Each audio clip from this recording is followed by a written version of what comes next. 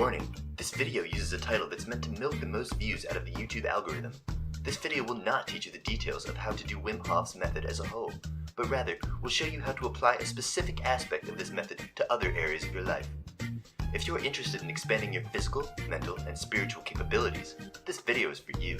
Additionally, this video is for educational purposes, and does not by any means advise the use of mind-altering substances. That's literally the point of the video, so being a reasonable human being is advised.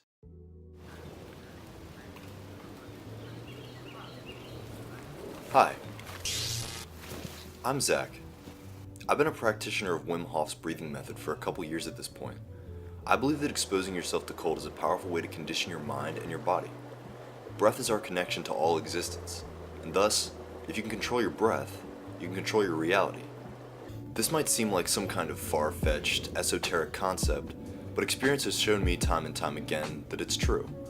We are the masters of our own destiny, and when you take ownership of that responsibility, greatness is waiting for you.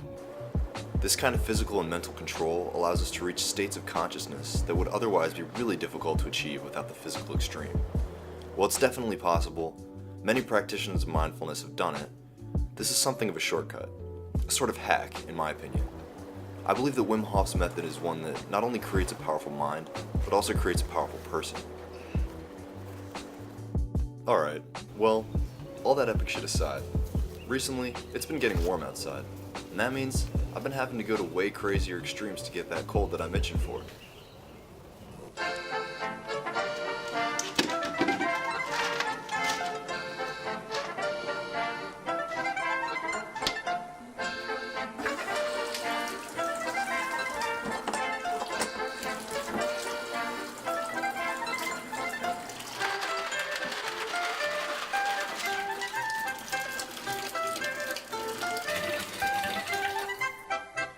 So, you may have noticed that the ice melted, and this is literally a video of me sitting waist deep in water that is just fucking cold. Yeah.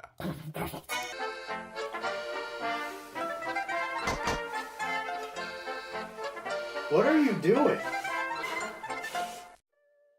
But honestly, is cold really that imperative for the Wim Hof method?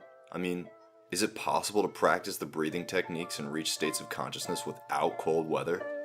The answer is somewhat convoluted. On one hand, the Wim Hof method is one that requires breathing techniques and extreme physical conditions together.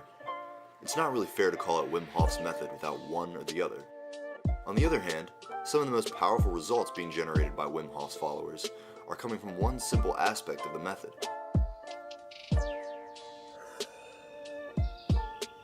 Breath. Look around.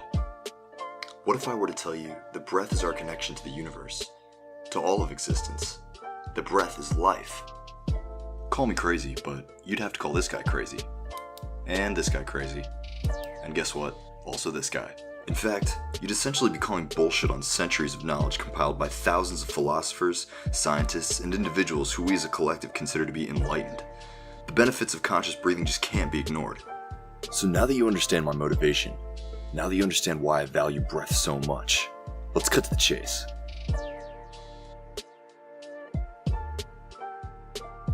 So, tumo breathing, how to get high naturally, fire breath method, flutter breathing, all of these things are kind of wrapped into one.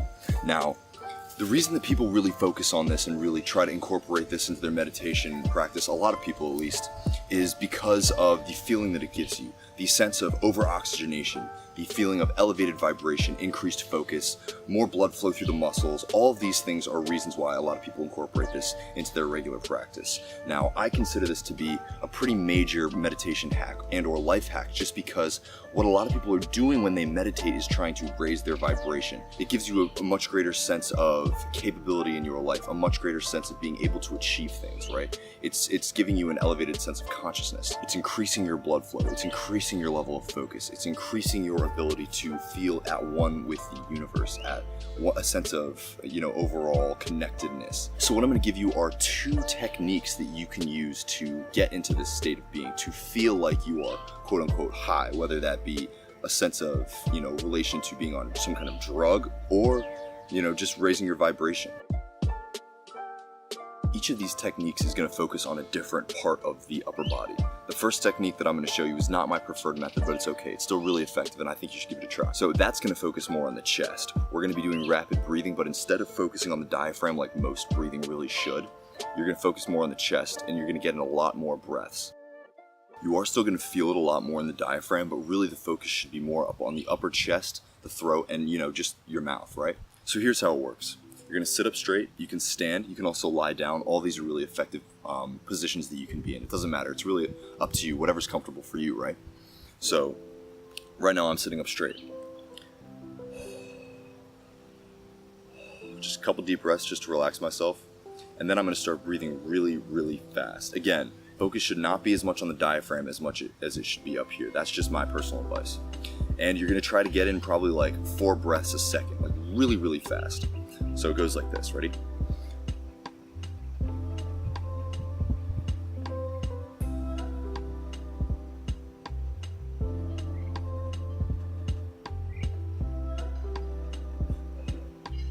Crazy, right? I'm already feeling it, it's wild. Now I know this seems a little ridiculous, but you guys are going to understand what I mean when you really try it yourself and feel, the elevated sense of vibration that it gives you. Ultimately, you're going to be wanting to do this, in my opinion, at the beginning of your meditations. Doing it towards the end, maybe that has some purpose for you, but ultimately, why I'm teaching you guys this is because it's going to get you into the sense of elevated vibration, oneness with the universe, kind of quicker, if that makes sense. Just that sense of being in touch with the meditation, because what's really tough for a lot of people is just getting into that sense of, being in a meditative state, really understanding why they're even doing it. And this is kind of a little hack to get you there faster. So this technique focuses a lot more on the diaphragm. I should check and see if you guys can even see. Okay, that should be a little bit better. I'm also probably not the best person to show you this technique, simply because my stomach is kind of messed up. Like, I got these really pointy ribs, and yeah, but hopefully you can get the idea anyway. So what we're going to be doing is, with most meditative breathing, any kind of conscious breathing really, your goal when you're breathing is to expand the stomach with your inhale and push it back with the exhale. Ooh, you hear that stomach grumble? Yeah, he's hungry. But yeah, so expand with the inhale. Just like that.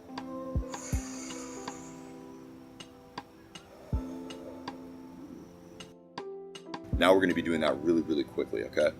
The focus here, again, really should be bringing in more oxygen than you are exhaling. So the inhales are going to be a little bit longer than the exhales, and you're going to try to keep the inhale almost at maximum capacity and just exhale just enough so that you are able to keep going, right, and not pass out. It should look a lot like this. Ready?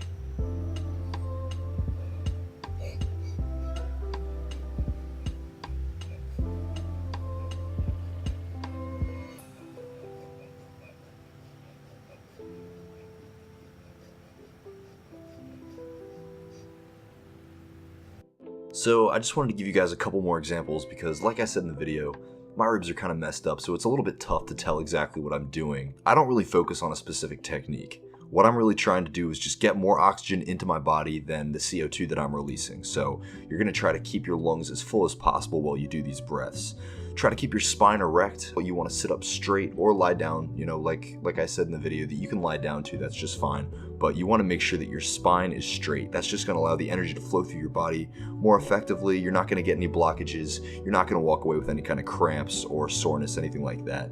Shoot for between 30 and 50 breaths, somewhere in there, just enough so that you're really feeling the exercise, but you're not going to force yourself to pass out. That would suck. That's not what we're going for. It's pretty straightforward. You can't really mess it up. Just try to develop a technique that works for you. So that's going to require pretty consistent practice, but overall you're going to get into a groove and you're going to find something that works for you every time. So just keep practicing.